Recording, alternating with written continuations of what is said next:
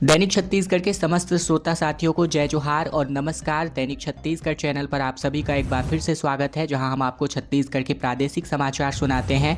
छत्तीसगढ़ की तमाम बड़ी खबरों की शुरुआत एक छोटे से सब्सक्राइब के साथ। छत्तीसगढ़ के बलौदाबाजार हिंसा मामले में 112 आरोपितों को हाईकोर्ट ने जमानत दे दी है। भीम आर्मी का प्रमुख नेता भी रिहा हो चुका है, जबकि 187 लोगों की यहां पर गिरफ्तारी करी गई थी। छत्तीसगढ़ के बलौदाबाजार हिंसा मामले में हाईकोर्ट ने बड़ा फैसला सुनाया है। जस्टिस NK व्यास की सिंगल बेंच ने भीम आर्मी के प्रदेश अध्यक्ष दिनेश चतुर्वेदी और युवा कांग्रेस के नेता सूर्यकांत वर्मा समेत कुल 112 आरोपितों को जमानत दे दी है। हाईकोर्ट ने आरोपियों के वकीलों से कहा कि उनके मुवक्किल निर्दोष हैं, राजनीतिक कारणों की वजह से इन्हें फंसाया गया। वकीलों ने यह भी कहा कि कई आरोपितों की गिरफ्तारी बिना ठोस सबूतों के आधार पर करी गई है। इसके पहले इस मामले में 60 से अधिक आरोपी को जमानत पर रिहा किया जा चुका है। छत्तीसगढ़ में तमाम किसानों का डिजिटल फार्मर ID बनने वाला है। केंद्रीय योजनाओं का लाभ इन्हीं ID कार्ड के माध्यम से मिलेगा। छत्तीसगढ़ शासन द्वारा कृषि क्षेत्र में डिजिटल क्रांति लाने की पहल की जा रही है। एग्रीस्टेक परियोजना के अंतर्गत जिले के हर किसानों की डिजिटल फार्मर ID बनाई जानी है, जिसको किसान ID भी किसान कार्ड भी कहा जा रहा है। साथ ही कृषि भूमि को आधार से लिंक किया जाएगा और इसके जरिए ही कृषि योजनाएं जैसे कि प्रधानमंत्री किसान सम्मान निधि योजना, प्रधानमंत्री फसल बीमा योजना, किसान क्रेडिट कार्ड, उर्वरक अनुदान, मृदा स्वास्थ्य कार्ड, इसके अलावा प्रधानमंत्री कृषि सिंचाई योजना, कृषि यंत्र के अनुदान इत्यादि का सीधा लाभ इसी फार्मर ID यानी कि किसान कार्ड के जरिए मिलने वाला है। छत्तीसगढ़ में 3 बांग्लादेशियों ने 5000 का फर्जी सर्टिफिकेट बनवाए थे। बगदाद भागने की ये फिराक में तीनों नजर आ रहे थे। पिछले 3 दिनों से 3 बांग्लादेशी भाई गिरफ्तार हुए हैं। तीनों ने ही फर्जी सर्टिफिकेट बनवाए थे और बगदाद भागने की फिराक में थे। बता दें कि लगातार घुसपैठियों की गिरफ्तारी छत्तीसगढ़ से हो रही है, जहां रायपुर से ये गिरफ्तारी हुई है। ये फेक डॉक्यूमेंट सिर्फ एक मार्कशीट के आधार पर बनाए गए। ये मार्कशीट भी फर्जी थी और इसे मात्र 5000 रुपये में देकर बनवाया गया था। ATS और रायपुर पुलिस की टीम ने नागपुर और कोलकाता में छापेमार कार्यवाही करी। कुछ संदेहियों के खिलाफ ATS की जांच अभी भी जारी है। छत्तीसगढ़ में मतदान में बड़ी गड़बड़ी का आरोप लगाया गया। सीतापुर जनपद के सामने हंगामा हुआ, जहां 3 पंचायतों के ग्रामीणों ने जनपद का घेराव कर दिया। भूत भी वोट डाल गए, कलेक्टर से इसकी शिकायत करी गई। छत्तीसगढ़ के सरगुजा में द्वितीय चरण के पंचायत चुनाव के दरमियान फर्जी वोटिंग और मतदान से रोके जाने को लेकर जमकर हंगामा बीते दिन हो गया, जहाँ सीतापुर जनपद पंचायत पहुंचकर ग्राम पंचायत ढेलसरा, मुरता और रजपुरी के ग्रामीणों ने मतदान के दौरान उन्हें वंचित करने और मतगणना में गड़बड़ी का आरोप लगाते हुए हंगामा कर दिया।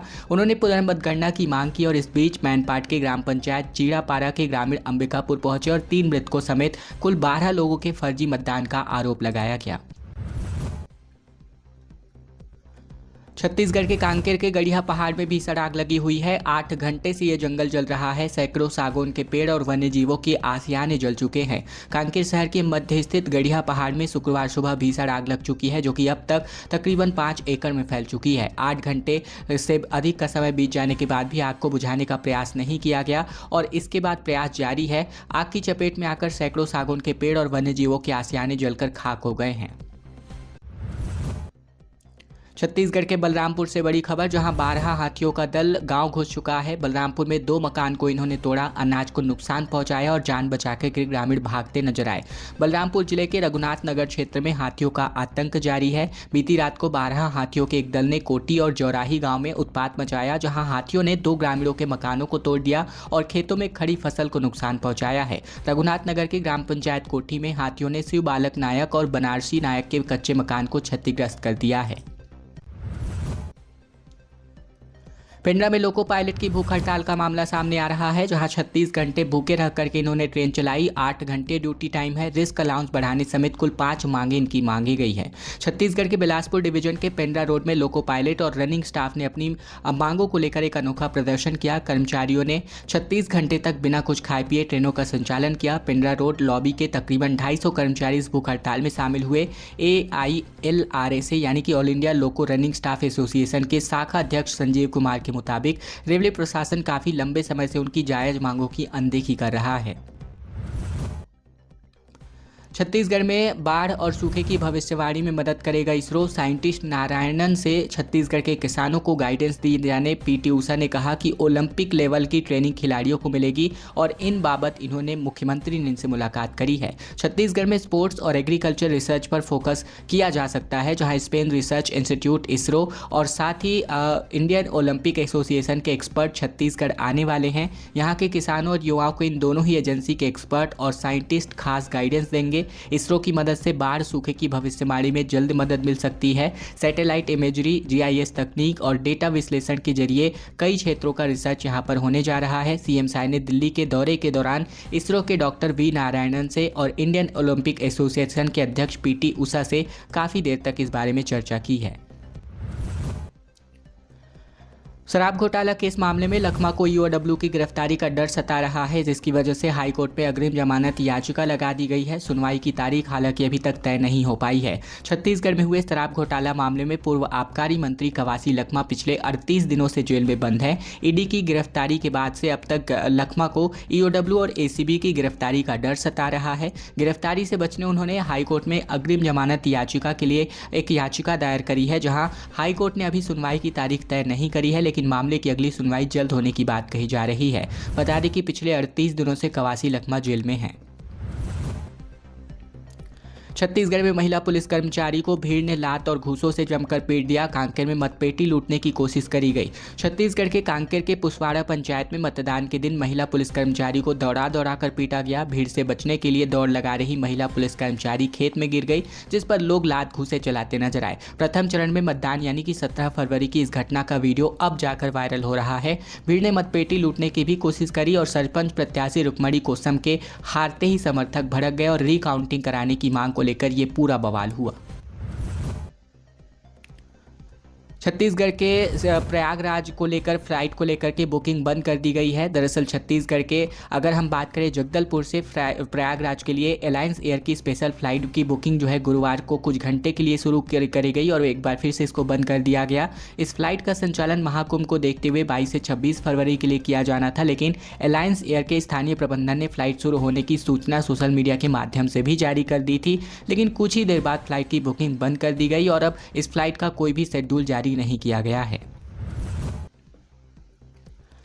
मुख्यमंत्री ने कहा कि विदेशी फंडिंग की वजह से एनजीओ लगातार धर्मांतरण करा रहे हैं। दरअसल हेल्थ एजुकेशन के नाम पर आ रहे पैसों की अब जांच होने वाली है। इसको लेकर बजट सत्र में सरकार कानून ला सकती है। छत्तीसगढ़ में धर्मांतरण को लेकर कुछ एनजीओ सरकार के निशाने पर आ चुके हैं। सीएम विष्णुदेव साय ने कहा कि एनजीओ के जरिए धर्मांतरण कराया जा रहा है। विदेशों से हेल्थ एजुकेशन के नाम पर फंडिंग हो रही है, लेकिन उन पैसों को धर्मांतरण में उपयोग किया जा रहा है। साय ने कहा कि कुछ संदिग्ध एनजीओ के बारे में इनपुट मिला है।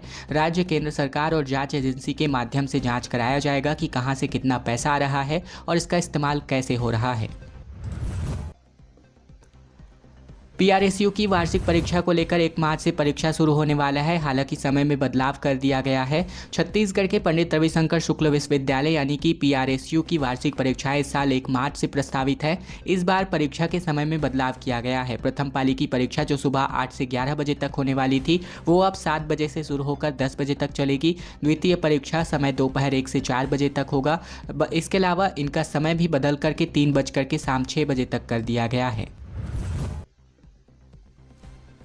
छत्तीसगढ़ के किसानों को नई योजनाओं का लाभ मिल सकता है। धन्यधान कृषि योजना के अंतर्गत प्रधानमंत्री धन धान्य कृषि योजना की घोषणा वित्त मंत्री निर्मला सीतारमण ने 1 फरवरी 2025 को केंद्रीय बजट के दौरान करी। इसका उद्देश्य कृषि क्षेत्र का आधुनिकीकरण करना, किसानों की आय बढ़ाना और आर्थिक व्यवस्था को सुदृढ़ करना है और योजना के अंतर्गत 100 कमजोर वाले जिलों की पहचान की जाएगी। ऐसी संभावना है कि छत्तीसगढ़ के सरगुजा और बस्तर जिलों को इसमें शामिल किया जा सकता है, जिसकी वजह से इस योजना के अंतर्गत किसानों को कम ब्याज दर पर ऋण मिल सकता है, जिससे वे बीज, उर्वरक, सिंचाई और कृषि उपकरण खरीद सकते हैं।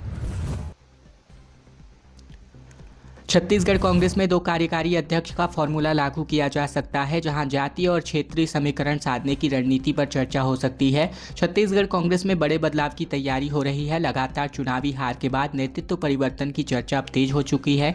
साथ ही नए चीफ के साथ 2 कार्यकारी अध्यक्षों के फॉर्मूले पर भी गंभीरता से विचार हो रहा है। नए अध्यक्ष के ऐलान के साथ ही 2 कार्यकारी अध्यक्ष की भी घोषणा की जा सकती है। चर्चा इस बात की भी हो रही है कि अगर टीएस सिंहदेव प्रदेश अध्यक्ष बनाए जाते हैं तो 2 कार्यकारी अध्यक्ष में से एक आदि आदिवासी समुदाय से, जबकि दूसरा ओबीसी वर्ग से हो सकता है। छत्तीसगढ़ के इस जिले में 4 करोड़ में ई सिटी बस डिपो टर्मिनल बनने जा रहा है, जिसको लेकर एमएलए ने भूमि पूजन कर दिया है। नगर निगम भिलाई के जोन 1 में ई सिटी प्रधानमंत्री बस डिपो टर्मिनल का निर्माण किया जाएगा और इसके लिए बीते दिन वैशाली नगर विधायक रिकेश सेन ने भूमि पूजन किया। 4 करोड़ की लागत से बन रहे चार्जिंग डिपो का काम शुरू हो चुका है और इसके पूरा होने के बाद ही जल्द ही भिलाई और दुर्ग की सड़कों पर ई सिटी बस दौड़ते हुए नजर आने वाले हैं। मुख्यमंत्री विष्णुदेव साय का 61वां जन्मदिवस मनाया गया, जहां सीएम ने केक काट करके मां का आशीर्वाद लिया। गृहग्राम बगिया में सत्यनारायण कथा का आयोजन किया गया था। छत्तीसगढ़ के मुख्यमंत्री विष्णुदेव साय ने बीते दिन अपने गृहग्राम बगिया में 61वां जन्मदिवस मनाया। सीएम ने दिन की शुरुआत अपनी माता जसमनी देवी के आशीर्वाद को लेकर करी और उनकी पत्नी कौशल्या साय ने माल्यार्पण करके उनका स्वागत किया। सीएम ने बीते दिन अपने गृह निवास श्रीराम सदन में परिवार के साथ सत्यनारायण कथा का आयोजन भी किया। छत्तीसगढ़ में वेस्टर्न डिस्टर्बेंस का असर देखने को मिल सकता है, जिसकी वजह से बादल और बारिश को लेकर अलर्ट जारी किया गया है। छत्तीसगढ़ के मौसम में बदलाव का दौर जारी है, जहां बस्तर, कोंडागांव, दंतेवाड़ा, सुकमा जिलों में बादल छाए रहे। कहीं कहीं पर बूंदाबांदी हुई है और साथ ही आने वाले 24 घंटे में अधिकतम और न्यूनतम तापमान में कोई विशेष बदलाव के आसार नहीं है। साथ ही न्यूनतम तापमान 2 से 3 डिग्री सेल्सियस तक इसके बाद गिर सकते हैं। साथ ही तापमान में 1 से 2 डिग्री तक की गिरावट होने की संभावना यहाँ पर बताई जा रही है। मौसम विज्ञान विभाग के मुताबिक छत्तीसगढ़ में उत्तर छत्तीसगढ़ में खास करके बादल और बारिश की स्थितियां बनती नजर आ रही है, जिसका असर आने वाले 24 घंटों में कहीं कहीं पर बौछारें पड़ने के रूप में दिखाई दे सकती है। मध्य प्रदेश में छत्तीसगढ़ की 4 महिला नक्सली मारी गई। आईजी ने कहा कि बड़े कैडर के नक्सली इन्हें ढाल बनाते हैं और खुद बचकर निकल जाते हैं। छत्तीसगढ़ के महिला नक्सलियों की यहां पर 4 महिला नक्सलियों को मुठभेड़ ने मार गिराया गया जवानों के द्वारा, जहां छत्तीसगढ़ के बस्तर की रहने वाली थी ये महिला नक्सलियां, जहां इन पर छत्तीसगढ़, एमपी और महाराष्ट्र के तरफ से तकरीबन 62 लाख रुपए का इनाम घोषित किया गया था। सभी हार्डकोर नक्सलियां थी, AK-47 इंसास और SLR राइफल चलाती थीं। इन पर बस्तर आईजी सुंदराज पी ने कहा कि जो नक्सली मारे गए हैं उन्हें नक्सल संगठन के कई बड़े कैडर्स कुछ साल पहले लेकर गए थे।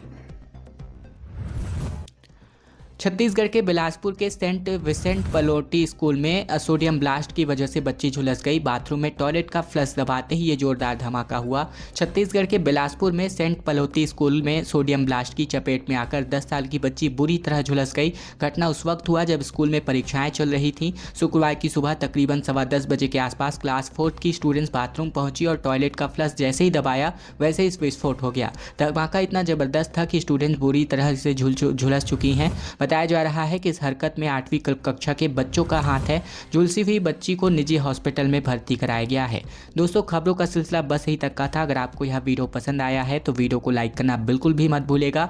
इसके अलावा अगर आप चैनल पर अभी भी नए हैं, चैनल को अभी तक आपने सब्सक्राइब नहीं किया है तो ये जरूर कर लीजिएगा। वीडियो कहाँ से देख रहे हैं कमेंट बॉक्स में लिखकर अपनी उपस्थिति जरूर दर्ज कराइएगा, ताकि हम आपके लिए सक्रिय प्रतिक्रिया जो है रोज इसी प्रकार लेकर आते रहें।